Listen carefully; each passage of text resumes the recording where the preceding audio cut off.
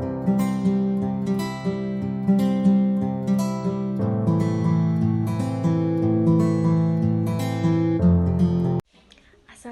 warahmatullahi wabarakatuh.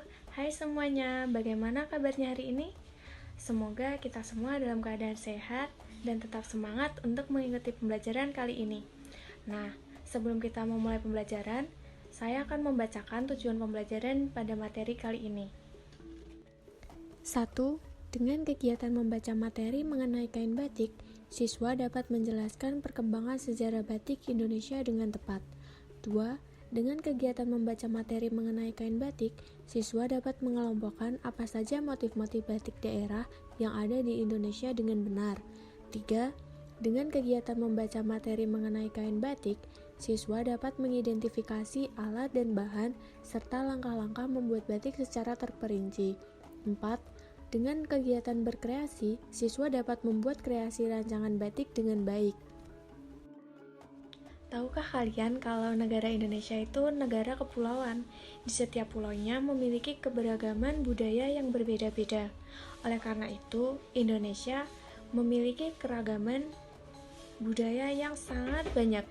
Ada rumah adat, pakaian tradisional, alat tradisional, lalu Kesenian ada kain batik paling tradisional, tua dan ditemukan di masih abad banyak keragaman ke-17 budaya Masehi yang lain. pada masa Sebagai Kerajaan warga negara Majapahit, Indonesia, hingga kita mengalami harus perkembangan melestarikan yang pesat keragaman pada budaya zaman yang Kerajaan ada. Mataram Oleh di karena akhir itu, abad ke-18 mari kita Masehi. mengenal lebih dekat lagi mengenai Saat itu salah batik satu hanya digunakan oleh keragaman budaya orang-orang yang ada di keraton dan Indonesia, pengikutnya saja. yaitu batik. Namun, pengikut raja yang di luar Apa sih keraton batik itu? memproduksi Lalu, batik di rumahnya dari masing-masing. mana asal batik Lambat itu laun, muncul? seni batik juga Untuk disebarkan tahu di luar itu, keraton. yuk kita simak penjelasan Pada berikut. akhir abad ke-18 yang mulanya hanya dikenakan oleh bangsawan, kemudian mulai digunakan secara luas di masyarakat Indonesia, khususnya suku Jawa.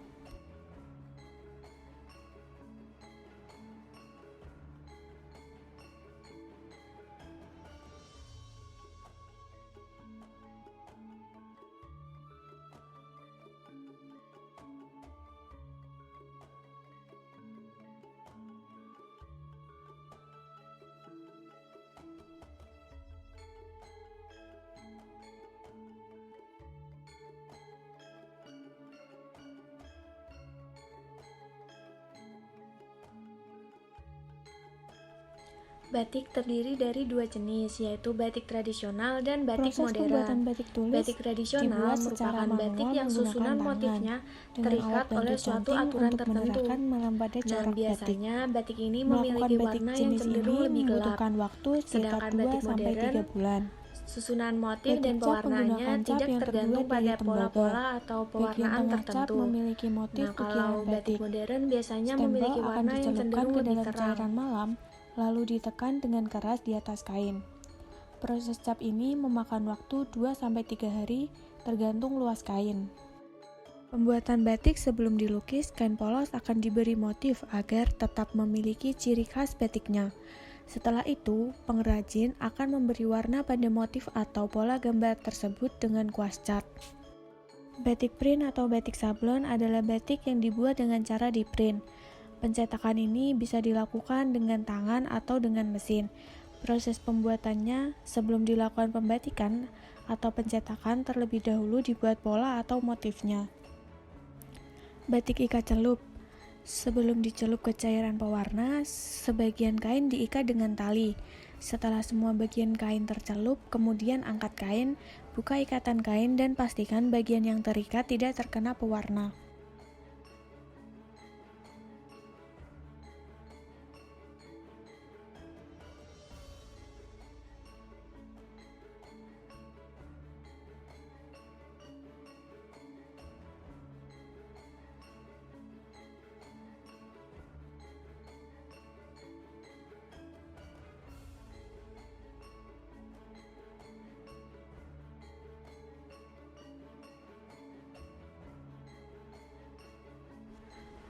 Alat dan bahan yang digunakan untuk membuat batik tulis yaitu canting, malam dan kompor, kain mori, dan gawangan.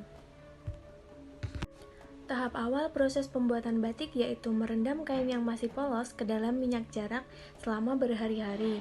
Tujuannya untuk meningkatkan daya serap pada kain terhadap zat pewarna. Langkah yang kedua yaitu menggambar motif batik menggunakan pensil di atas kain mori.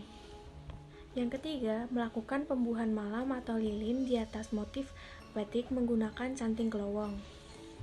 Yang ketiga, melakukan pembuahan malam. Yang keempat, bagian kain yang berwarna putih dilapisi malam menggunakan canting tembok.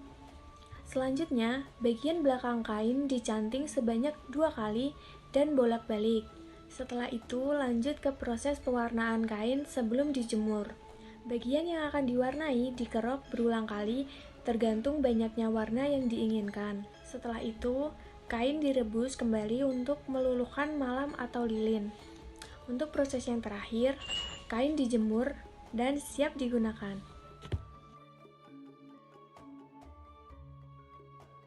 Yang pertama ada motif batik parang. Motif batik parang memiliki arti pertarungan manusia yang melawan kejahatan. Maksudnya, upaya diri dalam mengendalikan diri sendiri dari hal-hal yang buruk. Yang kedua, ada motif batik Megamendung. Motif ini berasal dari Cirebon. Motif batik Megamendung hadir dengan pola-pola yang berbentuk seperti awan. Setiap gradasi warnanya sudah disesuaikan dengan 7 lapisan yang ada di langit. Yang ketiga ada motif batik kawung. Motif batik kawung berasal dari Yogyakarta. Batik ini merupakan batik yang paling tua yang berasal dari tanah Jawa. Motif ini merupakan sebuah gambaran dari buah kawung atau yang biasa kita kenal sebagai buah aren. Yang keempat ada motif batik Sidoasih berasal dari Surakarta. Polanya dinamakan sebagai pola semen yang berasal dari kata semi yang artinya bersemi. Motif ini membawa pesan atau harapan bagi pasangan suami istri agar kasih sayangnya terus terpupuk. Nah, yang kelima ada motif batik geblek renteng. Motif ini merupakan motif batik yang menyerupai bentuk makanan khas Kulon Progo.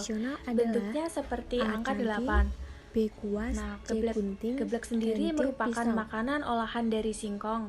Sementara renteng memiliki Pertanyaan arti kedua, rentengan atau kain batik yang ikatan proses satu sama pembuatannya lain menggunakan saat digoreng. canting cap menghasilkan kain Nah, batik itu yang tadi disebut materi mengenai batik A. yang ada batik di tulis, Indonesia. B. batik Untuk lukis, melengkapi C. batik pembelajaran cap, kali dan D. ini, maka batik jawablah print. kuis-kuis berikut ini ya. Yang ketiga, apa nama motif batik di bawah ini? A. Batik Sidoasih, B. Batik Truntun, C. Batik Megamendung, atau D. Batik Parang.